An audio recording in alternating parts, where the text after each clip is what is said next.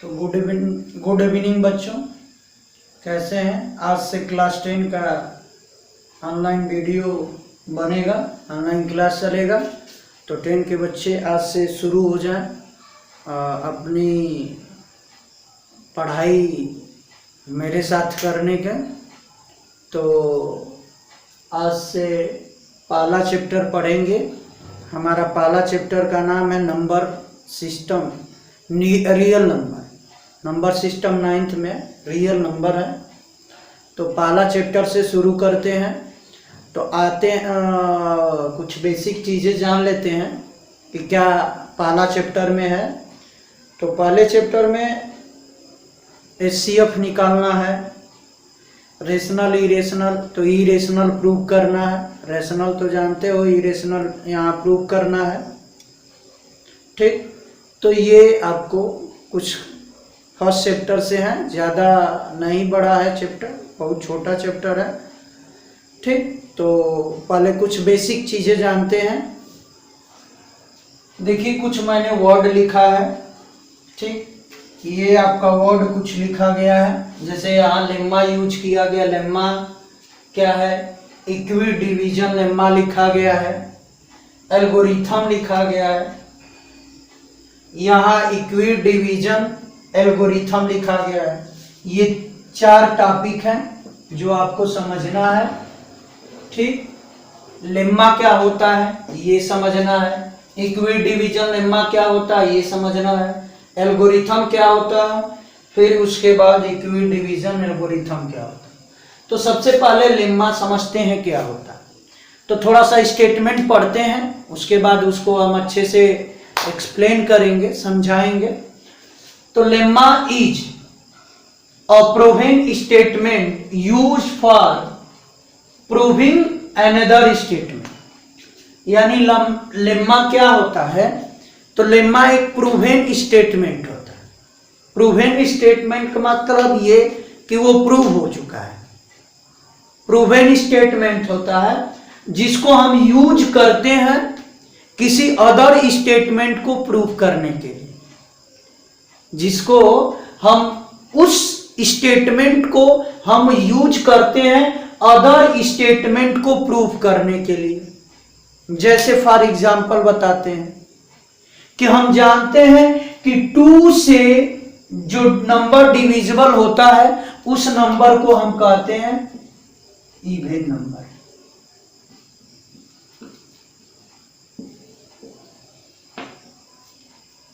ठीक, तो ये हमारा लेम्मा है। क्या है? हमारा लेम्मा है। 2 से जो डिविजिबल होंगे नंबर वो कहलाएंगे इवन नंबर। ये आपका लेम्मा होगा। इसका यूज अदर स्टेटमेंट प्रूव करने में करते हैं। जैसे हमें 10 को प्रूव करना है कि 10 जो है इवन नंबर है। ठीक, तो इसका हेल्प लेंगे। तो इसका यानी 2 से डिवाइड करेंगे। अगर 2 से 10 कट जाता है तो क्या हो जाएगा? Even number. तो 2 से 10 कट डिवाइड हो जाएगा जो इवन नंबर होगा। तो ये हमने लेम्मा यूज किया, ये स्टेटमेंट कि 2 से डिविजिबल होने वाले नंबर को हम इवन नंबर कहते हैं। ये मैंने स्टेटमेंट लिया और इस स्टेटमेंट से मैंने 10 को प्रूव किया, 10 को प्रूव किया कि ये इवन नंबर है। जैसे 12 को प्रूव किया कि ये इवन नंबर है। माने 2 के अलावा जितने भी नंबर हैं अगर 2 से कट जाते हैं, डिवाइड हो जाते हैं, तो उसको इवन नंबर कहेंगे। तो मैंने किसका हेल्प लिया? इसके हेल्प से। इसके हेल्प से मैंने प्रूव किया 10, 12, 14, 16, 100, ये सब नंबर इसी के हेल्प से मैंने ये अदर स्टेटमेंट को प्रूव किया कि अदर स्टेटमेंट क्या है? इवन है। तो वही कहता है कि लेम्मा जो होता है प्रूवेन स्टेटमेंट है।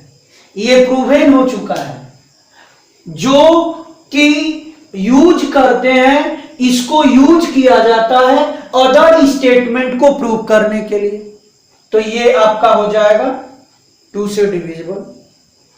तो ये आपका स्टेटमेंट जो ये लेम्मा बोले हैं, ये क्या होता है तो ये इज ए प्रूवन स्टेटमेंट होता है जो यूज करते हैं अदर स्टेटमेंट को प्रूव करने के लिए।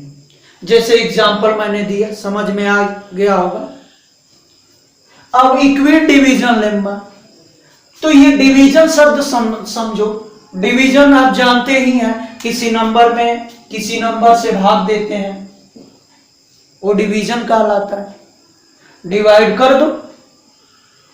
तो अब ये लेम्मा डिवीजन के रूप में कैसे होता है, वो क्लास 9 में पढ़े होंगे, 8 में भी पढ़े होंगे। देखो आप यहां लिखते हैं डिवाइडेंड, यहां डिवाइडेंड लिखते हैं, यहां डिवाइजर लिखते हैं, यहां कोशिएंट लिखते हैं, यहां रिमाइंडर लिखते हैं। मान लेते हैं डिवाइडेंड क्या है, बी है, ठीक, चाहे ए मान लेते हैं। डिवाइजर क्या है, बी है, और कोशिएंट मान लेते हैं क्यू आ गया, रिमाइंडर मान लेते हैं आर आ गया, ठीक। अरे कोई नंबर लेगी, किसी नंबर से डिवाइड करेंगे, ये आपका भागफल कोशिएंट आएगा, ये आपका रिमाइंडर कुछ तो आएगा। अरे 0 आएगा चाहे 1 आएगा, जो भी आ सकता है। तो एक बात बताओ, हम पढ़े हैं कि b का इसमें गुणा करते हैं और r को प्लस कर देते हैं, तो b into q plus r कर देते हैं, जोड़ देते हैं, तो ये एक अंक आता है, यानी a के बराबर, ठीक। a के बराबर b का इसमें गुणा करते हैं और गुणा करके r को जोड़ देते हैं, जोड़ते हैं तो वो जो नंबर होता है टोटल, वो टोटल a के बराबर आता है। ये पढ़े भी हैं, अगर नहीं पढ़े हैं तो यहां समझ लीजिए। जैसे 5 है, 2 से डिवाइड कर रहे हैं, 2 2 जा 4, 4 आया, 1 रिमाइंडर बचा, 2 का इसमें गुणा करो, ठीक, इसको ऐड कर दो, तो 2 2 के 4 1 5 5 आ गया, ठीक। तो ये आपका क्या हुआ, ये डिवीजन हुआ, ये पढ़े हैं।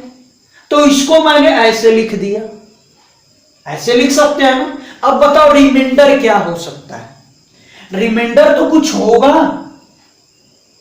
तो रिमाइंडर देखो क्या होगा, जो रिमाइंडर या तो 0 आएगा, रिमाइंडर क्या आएगा, या तो 0 आएगा, या तो 1 आएगा, या तो 2 आएगा, यानी 0 से शुरू होगा और बढ़ता जाएगा। तो लो ये 0 से शुरू हुआ, यानी ये आपका ग्रेटर देन का चिन्ह है, ठीक, यानी r किससे ग्रेटर है, 0 से। 0 आ सकता है, इसलिए नीचे इक्वल दे दिए, तो 0 से क्या हो गया, r ग्रेटर है या इक्वल है, ठीक। अब इसके बाद लेस देन कहां तक आएगा, कोई एक सीमा होगी, तो हरदम किससे छोटा आएगा, डिवाइजर से, डिवाइजर से छोटा आएगा, तो ये आपका रिमाइंडर होगा। क्योंकि हमारा 5 में 2 से डिवाइड करेंगे तो रिमाइंडर 1 आया, तो हरदम रिमाइंडर डिवाइजर से छोटा ही आता है, आप जानते भी हैं। अगर उसके बराबर आ ही नहीं सकता है, अगर आता उससे ज्यादा आता तो वो डिवाइड होता। तो ये है आपका, तो हरदम b से छोटा आएगा। तो याद रखिए, यही कहलाता है इक्विड डिवीजन लेम्मा, और कुछ नहीं होता। नाम देखिए, पढ़े हैं, ये क्लास 8 में ही पढ़े हैं, लेकिन यहां नाम देखिए क्या है, इक्विड डिवीजन लेम्मा नाम रखा गया। तो यहां आपका a बराबर b into q plus r कहां से आया, तो यही है।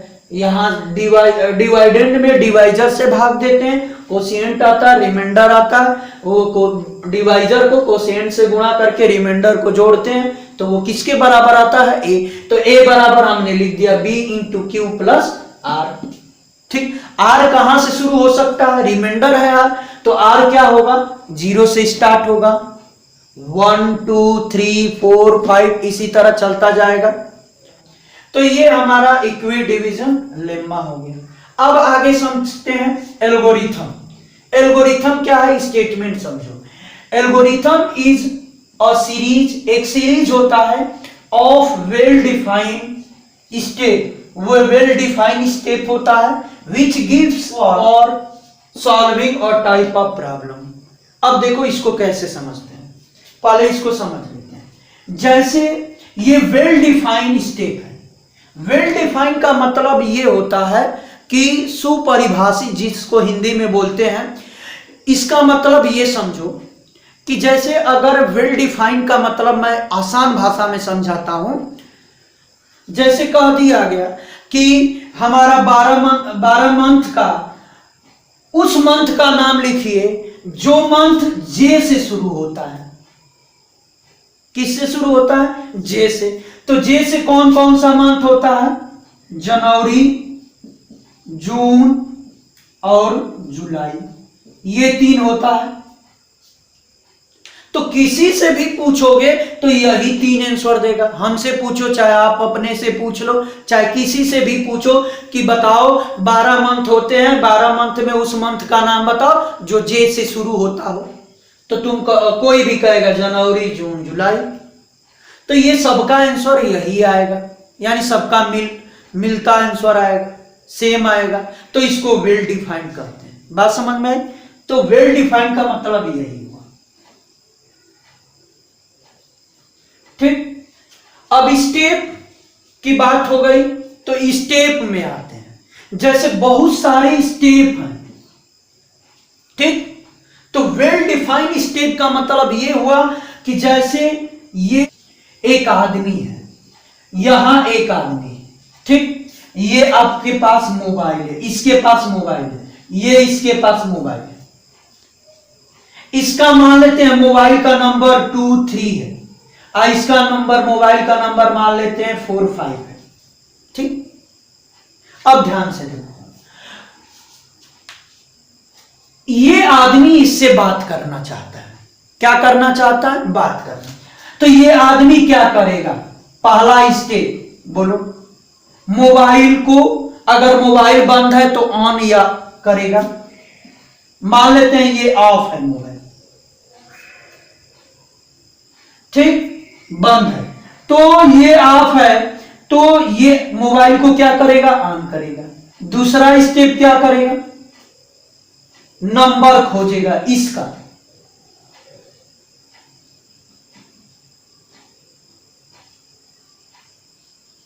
कॉल करने के लिए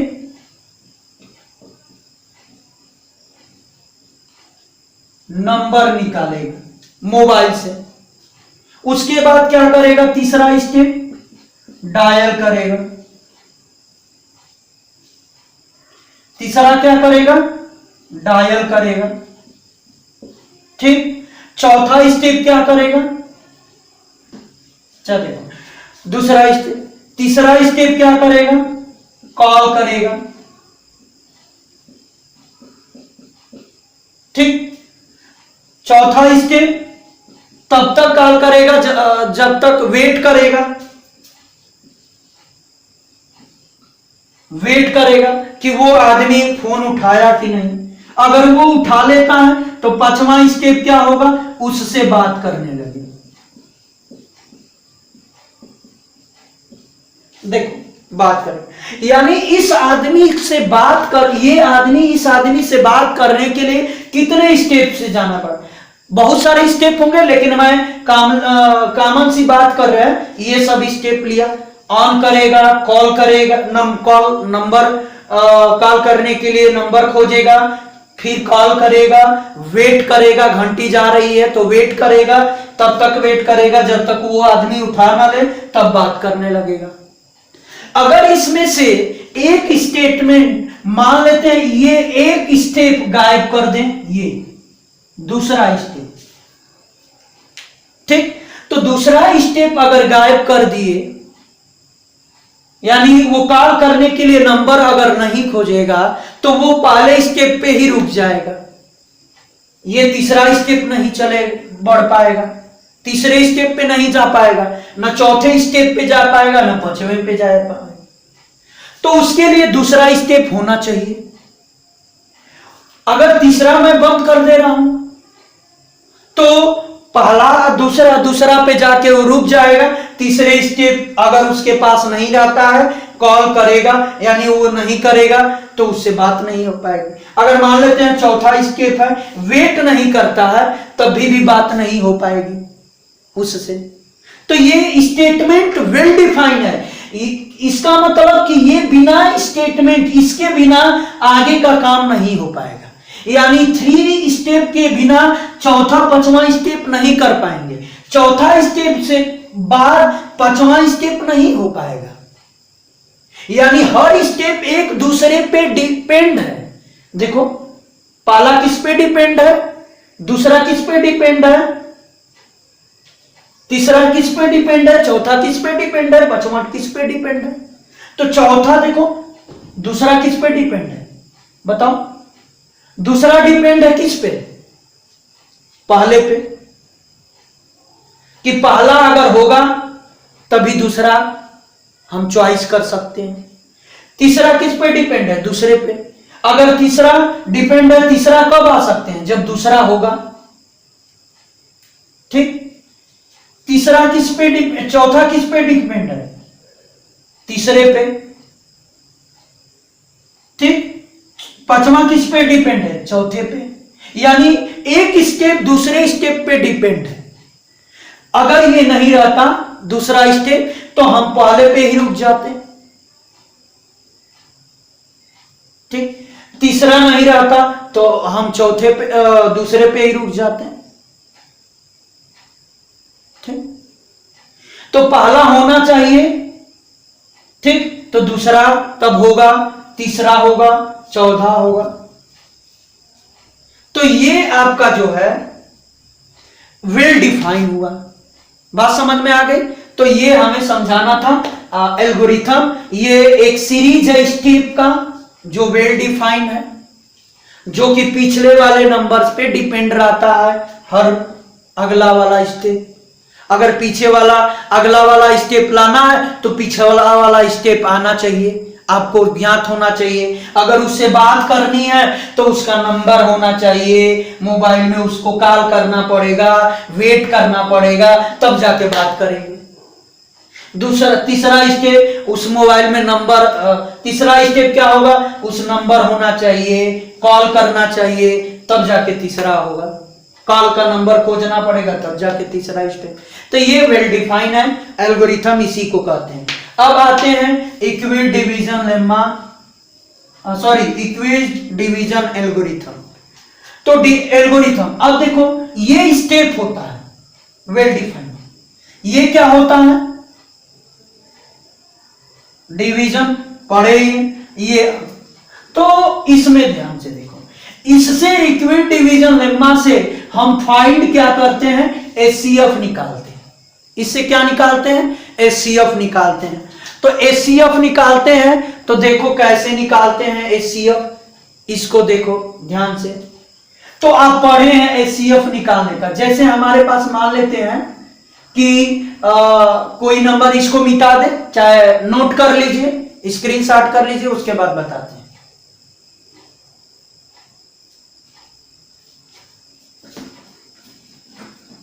जैसे हम मान लेते हैं कि हमारे पास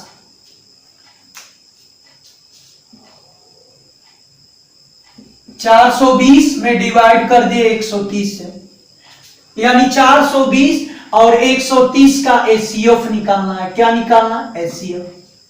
ठीक, तो हम डिवीजन मेथड से निकालते हैं। तो जो बड़ा होता है उसको यहां लिखते हैं, जो छोटा होता है यहां लिखते हैं, डिवाइड करते हैं। ठीक, तो ये कितने बार जाएगा, 3 टाइम्स, तो 0 हो गया, 3 3 जा 9, ये 3 हो गया, 3 टाइम्स जाएगा। तो कितना आया, माइनस कर दो 0, 12 में से 9 माइनस कर दो 3, आइए आपका कैंसिल आउट, 30 बचा।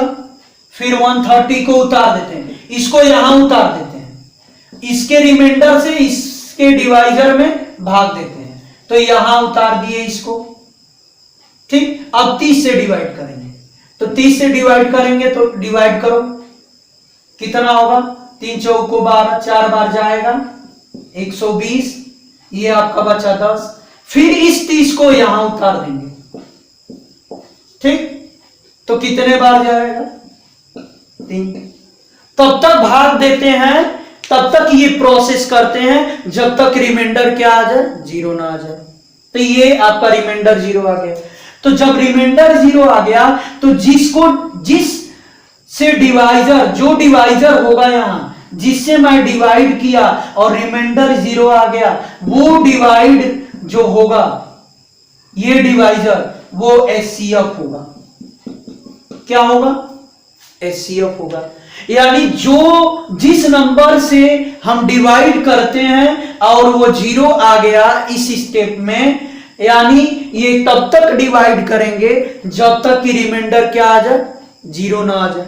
अगर 0 आ जाता है तो उस केस वहां जो डिवाइजर होगा वो कहलाएगा एचसीएफ। तो ये एचसीएफ हो गया। तो ये एचसीएफ निकालने का तरीका होता है इक्विड डिवीजन एल्गोरिथम से। अब इसको लिखेंगे कैसे? तो देखो, एक लिखने का तरीका बहुत सारे हैं, तो हम एक शॉर्ट तरीका बताते हैं। ध्यान से देखो, ये पहले ऐसे डिवाइड कर लेंगे, ऐसे डिवाइड करने से आसान हो जाएगा लिखने का तरीका। अब लिखेंगे, देखो 420 ग्रेटर है किससे? 130 से, 130 से ग्रेटर है, तो लिखेंगे यूजिंग इक्विड डिवीजन लेम्मा। क्या यूज करेंगे?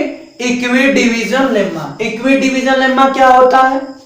जानते हैं, A बराबर B into q plus r, यही लिखते हैं ना।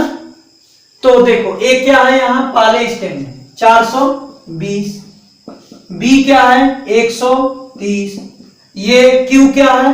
Q कितना है? 3, और इसके बाद रिमाइंडर कितना है? 30। ठीक, ये हो गया।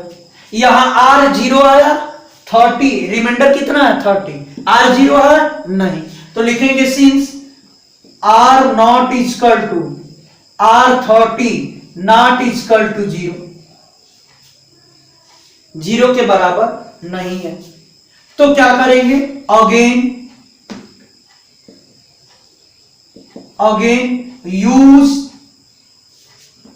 Using Euclid division lemma. फिर डिवीजन लेम्मा यूज करो तो क्या होगा? बोलो क्या होगा? दूसरे स्टेप, ये दूसरा स्टेप लिखेंगे, ये वाला लिखेंगे, तो बोलो यहां ए की वैल्यू कितना है? 130। ठीक, बी कितना है? 30 इंटू कोसेंट 4 है, रिमाइंडर कितना है यहां? 10। बोलो ये भी R बराबर 10 नॉट इक्वल टू 0 आया, तो अगेन यूज करेंगे, again using Euclid division lemma. ठीक, तो बोलो अब ध्यान से देखो, अब तीसरा स्टेप में क्या होगा? ये वाला लिखेंगे। ए की वैल्यू क्या है? 30, बी की वैल्यू कितना है? 10, और ये वैल्यू कितना है? क्यू का 3, यहां रिमाइंडर कितना है? 0, रिमाइंडर 0 हो गया, तो लिखेंगे since remainder is equal to 0 then HCF क्या होगा? ध्यान से देखो, यहां लोग 3 को लिख देते हैं, कोशिएंट को नहीं लिखते हैं, डिवाइजर को लिखते हैं, तो डिवाइजर कितना है? 10, तो ये हो गया एचसीएफ। तो इक्विड division lemma, Euclid division algorithm, इसको बोलेंगे, पूरा स्टेट को क्या बोलेंगे? ये इक्विड डिवीजन एल्गोरिथम। तो हमने इक्विड डिवीजन एल्गोरिथम यूज किया। ये देखो पहला स्टेप फर्स्ट है, ये स्टेप सेकेंड है, और स्टेप यहां थर्ड। तो ये देखो, ये first step, second step, third step, ये पूरा इक्विड डिवीजन एल्गोरिथम से हमने एचसीएफ निकाला। यहां क्या है? इक्विड डिवीजन लेम्मा यूज किए हैं। ये लेम्मा है जो हमने ये बताया था कि b a equal to b q e plus r, ये यूज किया है हमने। तो वो तो लेम्मा है, इसलिए हमने लेम्मा लिखा। तो ये है आपका एचसीएफ निकालने का तरीका। तो आज के लिए बस इतना, धन्यवाद।